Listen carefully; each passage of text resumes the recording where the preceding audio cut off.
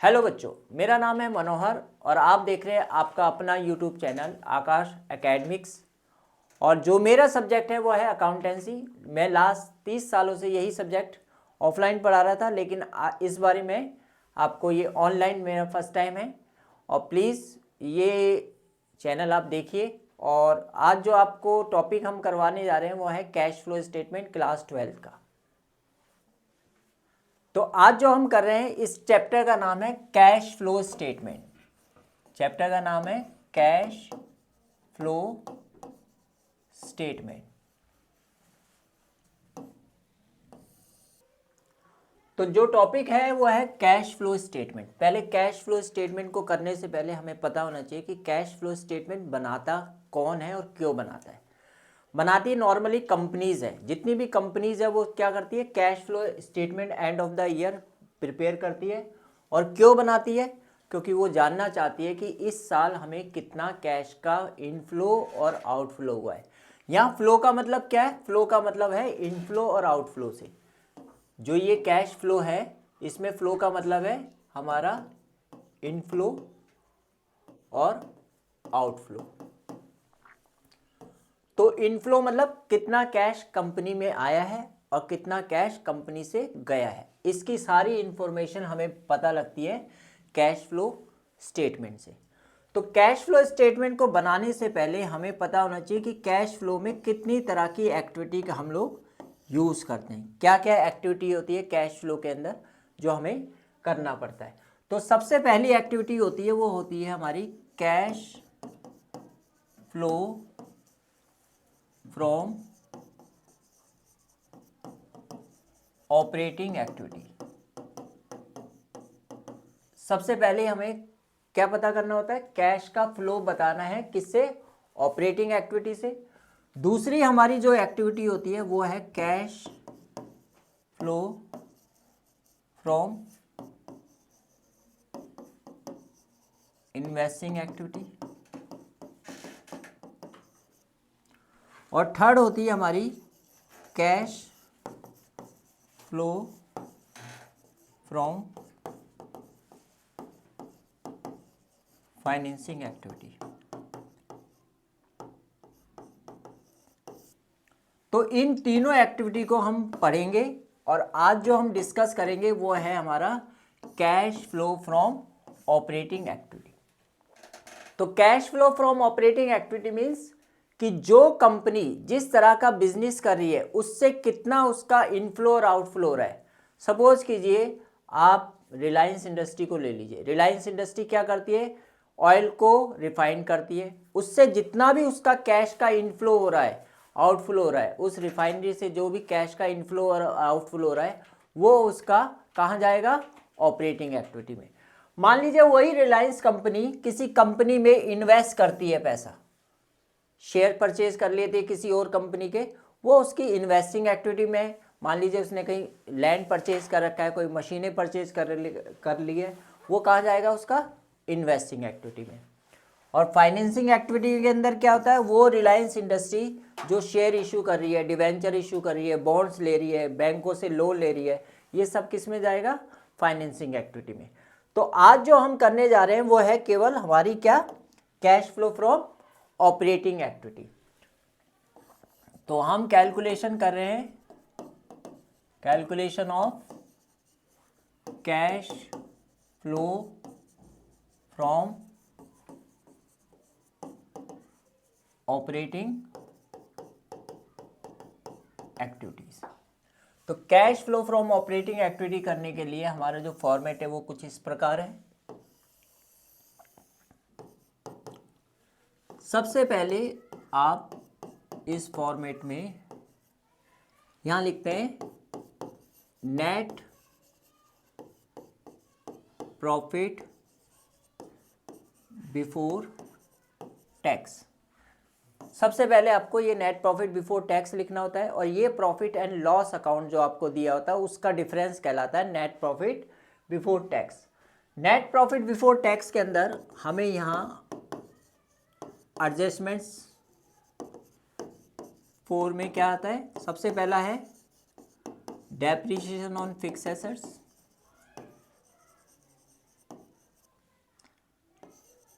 Goodwill written of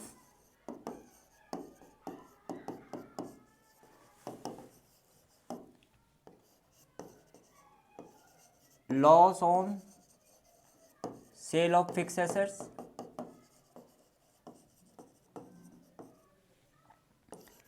और gain on sale of fixed assets.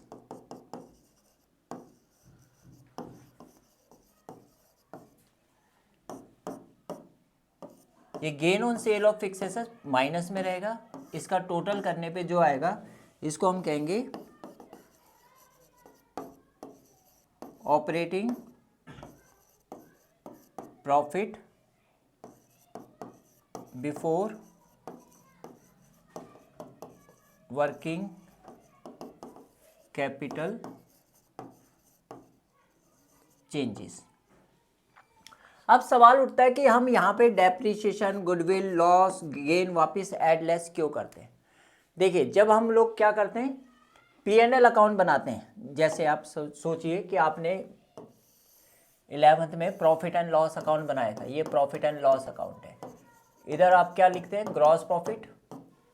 इधर क्या क्या आता है, आपके रेंट आ जाता है, आपकी सैलरी आ जाती है, आपका डेप आ जाता है, आपका loss on sale of fixed assets, ठीक है, और गुडविल रिटर्न ऑफ,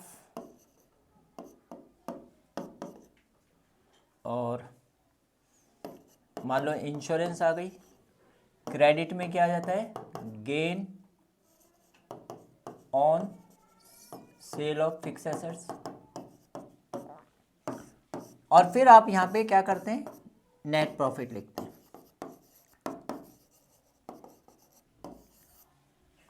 अब ये जो नेट प्रॉफिट था, ये है वो नेट प्रॉफिट, यहां पे जो मैंने लिखा ना, ये है नेट प्रॉफिट को।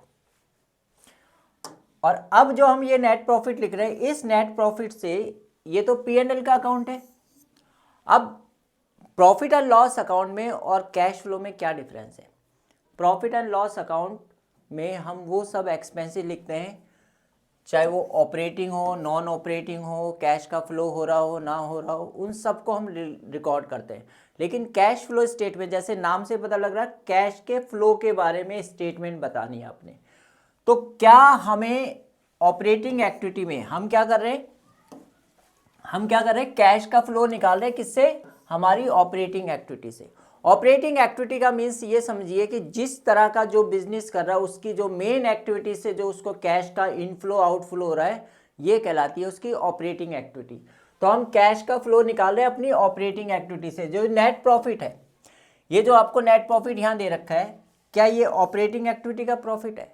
नहीं, इसमें कुछ ऐसी ट्रांजेक्शन्स हुई पड़ी है जो नॉन ऑपरेटिंग है।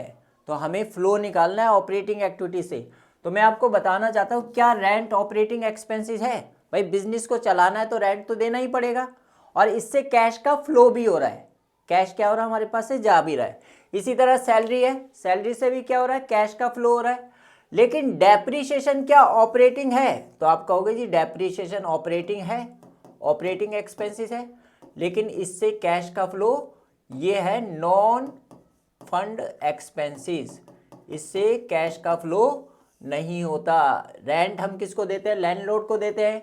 सैलरी किसको देते हैं, एम्प्लॉयज को देते हैं। तो डेप्रीशिएशन किसको पे करते हो? डेप्रीशिएशन तो हम किसी को पे नहीं कर सकते। तो डेप्रीशिएशन ऑपरेटिंग है, लेकिन इससे कैश का फ्लो नहीं हो रहा। Loss on sale of fixed assets, मैं किसी फिक्स एसेट्स को बेचता हूं, तो ये क्या है हमारे लिए, नॉन ऑपरेटिंग एक्सपेंसेस है। गुडविल रिटर्न ऑफ, ये भी हमारा क्या है, नॉन ऑपरेटिंग है। इंश्योरेंस बिजनेस से रिलेटेड है, ये ऑपरेटिंग है। तो हमें यहां पर इस प्रॉफिट को ऑपरेटिंग प्रॉफिट में कन्वर्ट करना है। तो रेंट घटना चाहिए था, घटा भी हुआ है। सैलरी भी घटनी चाहिए थी, घटी हुई है। लेकिन डेप्रीशिएशन आपने घटा रखा है, जबकि ये नॉन फंड एक्सपेंसेस है। लॉस आपने घटा रखा है, ये नॉन ऑपरेटिंग एक्सपेंसेस है। गुडविल आपने घटा रखी है, ये नॉन ऑपरेटिंग एक्सपेंसेस है। और इसी तरह से ये नॉन ऑपरेटिंग इनकम है, इसको आपने जोड़ रखा है।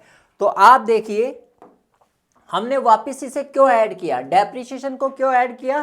क्योंकि ये नॉन फंड एक्सपेंसेस था जो आपने P&L बनाते समय घटा रखा था, तो इसलिए वापस इसको ऐड करेंगे। गुडविल क्यों ऐड कर रहे हैं यहाँ पे, क्योंकि ये नॉन फंड एक्सपेंसेस है, आपने वहाँ पे नॉन ऑपरेटिंग एक्सपेंसेस है, आपने उसे घटा रखा है, इसलिए वापस ऐड करेंगे। इसी तरह से लॉस ऑन सेल को वापस ऐड करेंगे। लेकिन गेन ऑन सेल क्या है हमारे लिए, नॉन ऑपरेटिंग इनकम है, आपने वो जोड़ रखी थी, इसलिए यहाँ पे इसको हम क्या करेंगे, वापस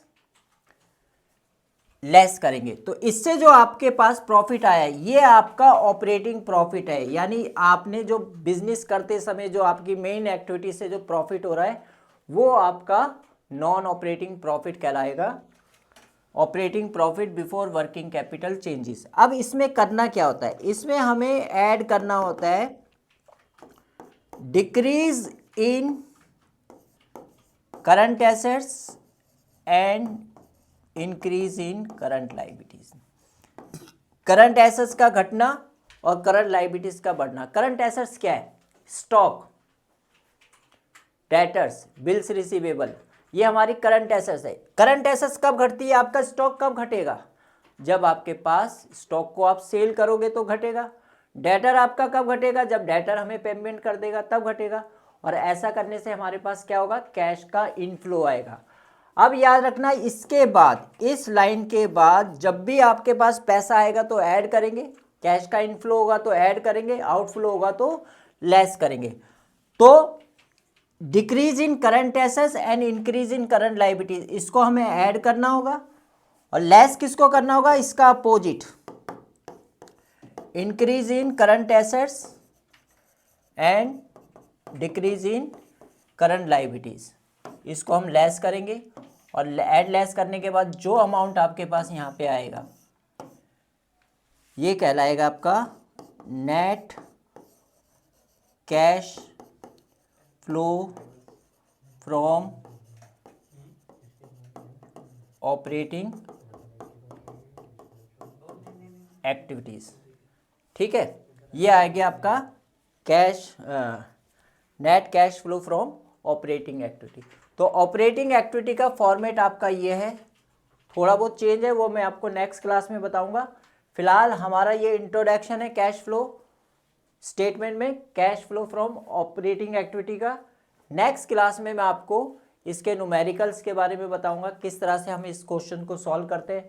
ठीक है, आपको ये वीडियो अगर अच्छा लगा है तो प्लीज़ इसे शेयर कीजिए, लाइक कीजिए और सब्सक्राइब कीजिए हमारे चैनल को। Thank you.